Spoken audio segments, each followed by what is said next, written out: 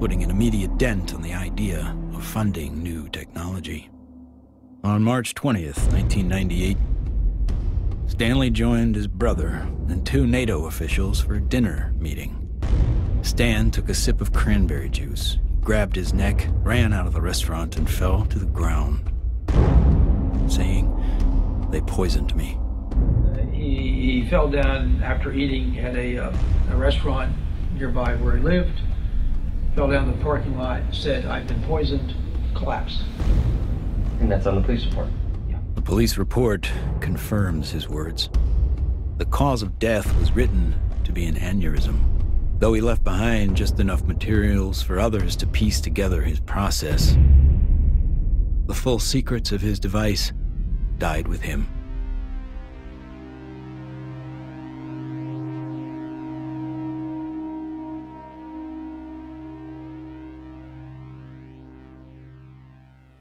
So from this, I began to do more work with the administration, various people, friends of the president, the Rockefeller family. Lawrence was the white hat in that crowd who wanted us to bring this information out, actually hosted us at the Rockefeller Ranch in the Tetons. And one night he pulled me out on the deck and he said, "Well, you know, we really need you to do this." I said, "Lawrence, you're old, you're rich, and you're Rockefeller. What do you want me to do? I'm just a country doctor banging around in an ER in North Carolina." He says, no, we want you to do this." I went, "Okay." So I'm the throwaway guy. I'm the guy you can throw away because my life doesn't matter. We are back in Rachel, Nevada with our first 2 distinguished guests. Stephen Greer is a North Carolina doctor. He does a lot more than watch the skies. He fires off messages, and he says that someone or something is responding. Dr. Greer is looking for close encounters of the 5th kind. What, at this minute, do you believe? Our assessment at this point is that there is at least one extraterrestrial civilization which has managed to make its way to our corner of the universe. And number 2, that there's no evidence at all that they have hostile intentions towards this planet. And number 3, that the priority at this point must be trying to establish some sort of a liaison to them, some sort of a diplomatic liaison to them, and that's what we're working on. Is there a continued cover-up? Yes. Do those at the highest levels of government agencies know that there's a cover-up? Not necessarily. Officer X, a high-ranking military veteran, joined forces with Dr. Greer in order to use his military and government influence to gain access to high-level officials.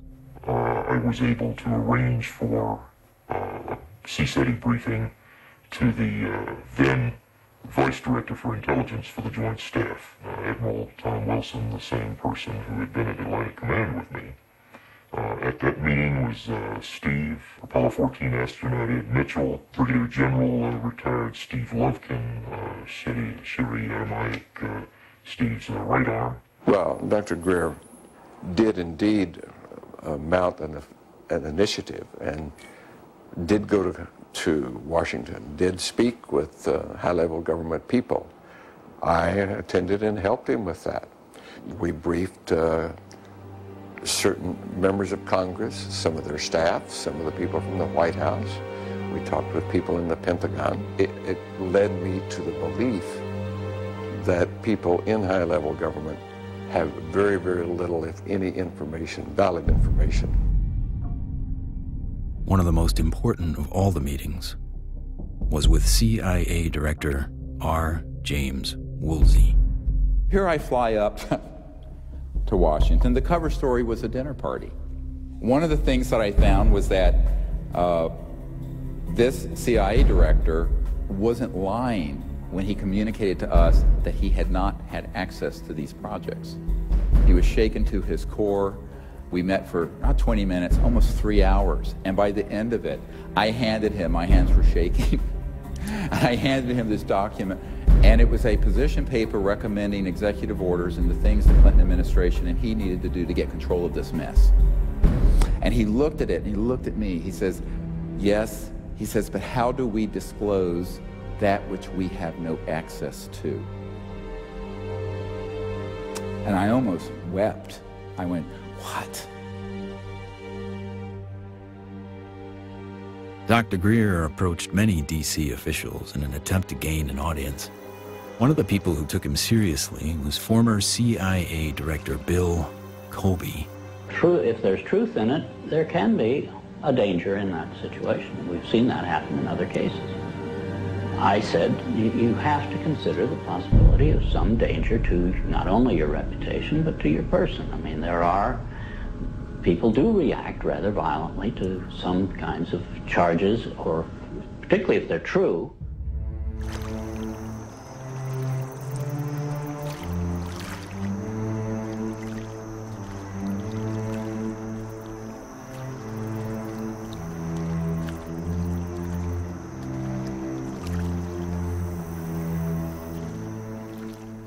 Now, you know, I'm a 30-some-year-old doctor with 4 kids, a golden retriever, and a house in North Carolina. So I'm going, this is down the rabbit hole fast. But that is the situation, my friends, when you're dealing with secrecy that is criminal and illegal. In 1997, in an effort to push his message deeper into Congress and the White House, Greer headed to Phoenix to prepare a video with his best evidence to show in Washington, D.C. While he was in the editing room, the biggest UFO witnessed event in history was about to happen.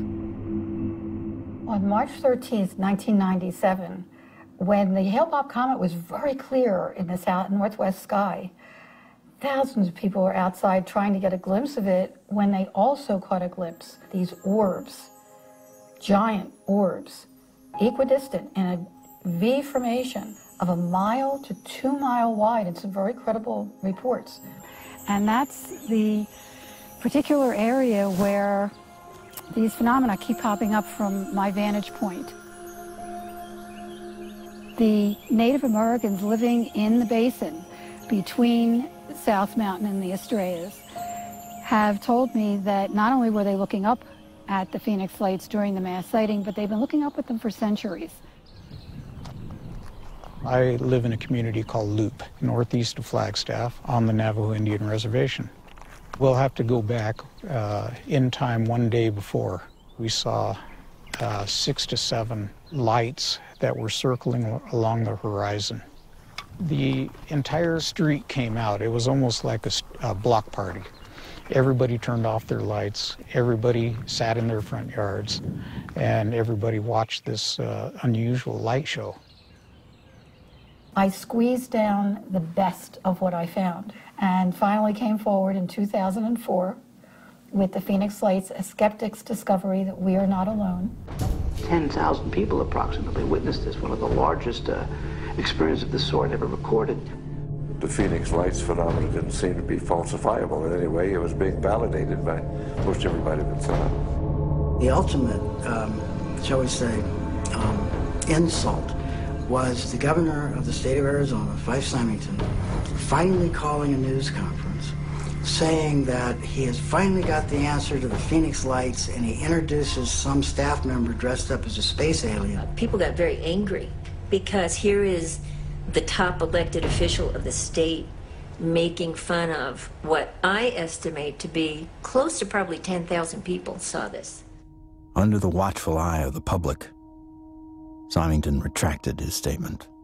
If you had been here 10 years ago and standing out here and looking up there at the lights and the view, you would have been astounded. You would have been amazed. The so-called Phoenix Lights were seen by many people in 1997.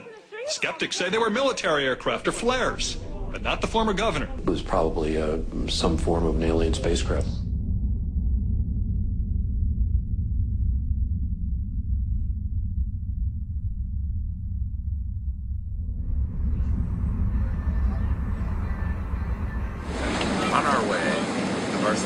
Barcelona to retrieve the evidence. Dr. Bravo.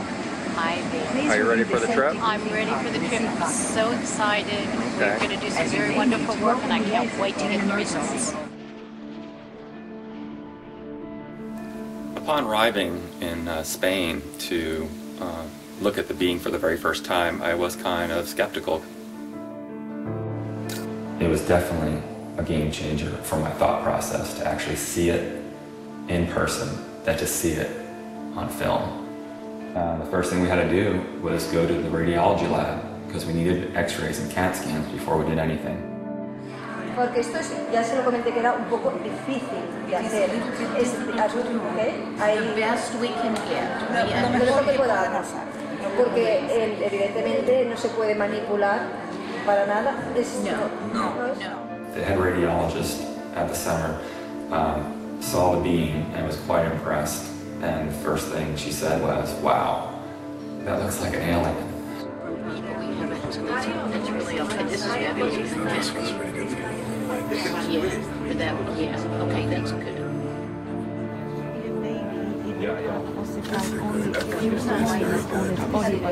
This one is complete. When the CAT scan images started coming up on the computer, it was just profound. And I saw inside the bone, and I saw, organs and lung material, brain material.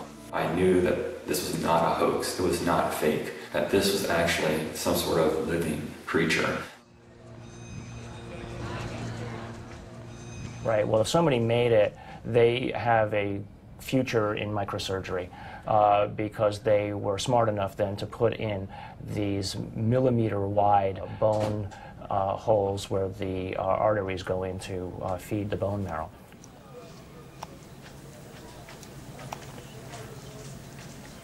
And so now the challenge is to prove what it is, right? My interest, frankly, is to disprove that it's anything unusual or anything paranormal. I would like to prove that this is human.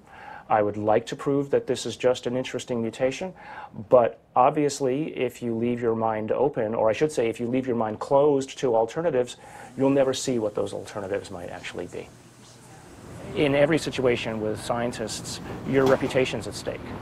I have every expectation that even doing this is going to lead to some ribbing from some of my colleagues, right? But I think that that's perfectly acceptable because at the end of the day, who's going to validate these things?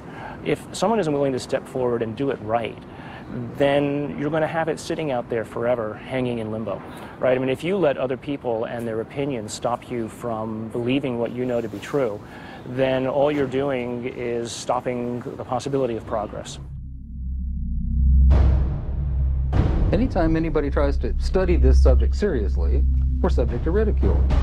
I'm a full professor at a relatively major university, and I'm certain that my colleagues at the university laugh at me and hoot and holler behind my back when they hear that I have an interest in studying unidentified flying objects. There's really a subtle kind of suppression at play here.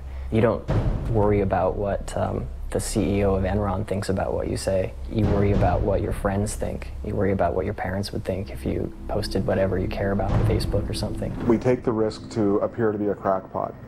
There may be people who are going to be threatened by that for any number of reasons. My feeling was that I was involved in a lot of strange activities, so I tried to say to myself, let's not look at this with too much exposure and mention it because there's a question of credibility.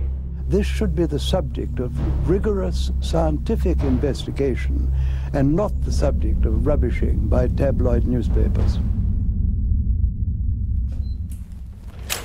MUFON is the Mutual UFO Network, and it was founded in 1969 by Walt Andrus. And our mission statement is the scientific study of UFOs for the benefit of humanity. MUFON is the world's largest UFO investigative organization. We have approximately 3,000 members worldwide. Approximately 500 of those have their PhDs. These are people who really would like to delve deep into the UFO phenomenon and try to figure out not only what it is, but how it's happening. Armed with what he thought was some of the best available evidence, including the Phoenix Lights, Steve Greer organized a Project Starlight briefing before several Congress, Pentagon, and White House staff members. Things seem to be on track for disclosure. Of the device and the internal, all of it, with a lot of detail, and this is a cutaway. This was done and escaped government control, whereas the Bentwaters case took 20-some years in England. So this is in our possession and not the Ministry of Defense. So Or it would never be found. Where it'd be going to a black hole, right? Yeah. But then, the bad news came. Sherry Adamiak, Steve's partner and longtime friend, along with Steve and another team member, were all suddenly diagnosed with a malignant cancer. I've had these experiences since I was a child or a young man, but to articulate them so other people understand them, I need someone with capacity to hear it. She was that person. I mean, it's been, you can't resolve things. It's been very hard for me. Oh yeah, you know, I know. You get up I know every it day, has been. you know, but.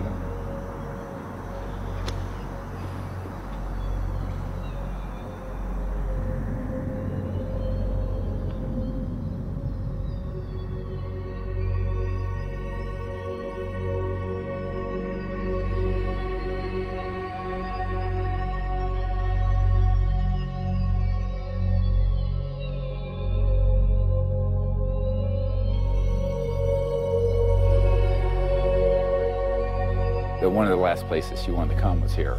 So she asked that her ashes be placed on the land. So we put her ashes around that tree.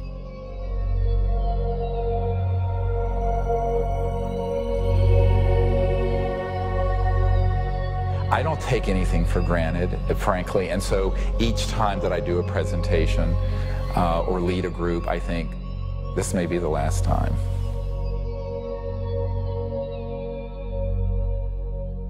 The thing that has kept me going the most is not any external thing, but the experience of that near-death experience where I know that there's an aspect of us that doesn't die. That is why I can go mano a mano with these elements and not be afraid. I shouldn't say be afraid, not stand down. Everyone has fear. I've certainly had my fears. But it gives you an anchor so that you can go forward.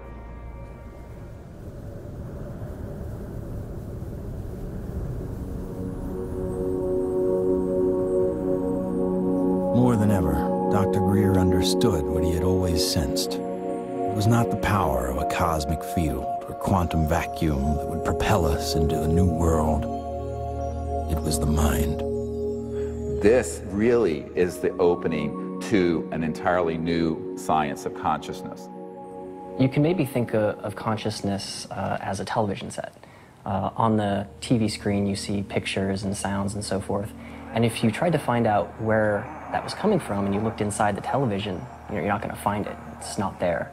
The signal is in the radio waves around it, invisible to us, that's being interpreted by the television as pictures and sounds.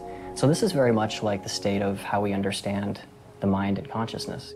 Dr. John at Princeton proved that putting your awareness on a device that was a random number generator would affect it. So you have this random number generator and it's producing 50-50 ones and zeros. And then you introduce a person into the picture and you tell them, try to affect it with their mind. Think more ones or more zeros. You measure that, and sure enough what they found was that there are more ones or more zeros being produced that correlate to that person's intention. So we can see effects being produced forwards and backwards in time, which is really strange. Distance doesn't seem to matter as much. You can get the same strength of effects if you're right in front of the REG or if you're on the other side of the planet. Consciousness is a non-local field, and it isn't limited to your brain waves and body. Dr. John once had the opportunity to ask the Dalai Lama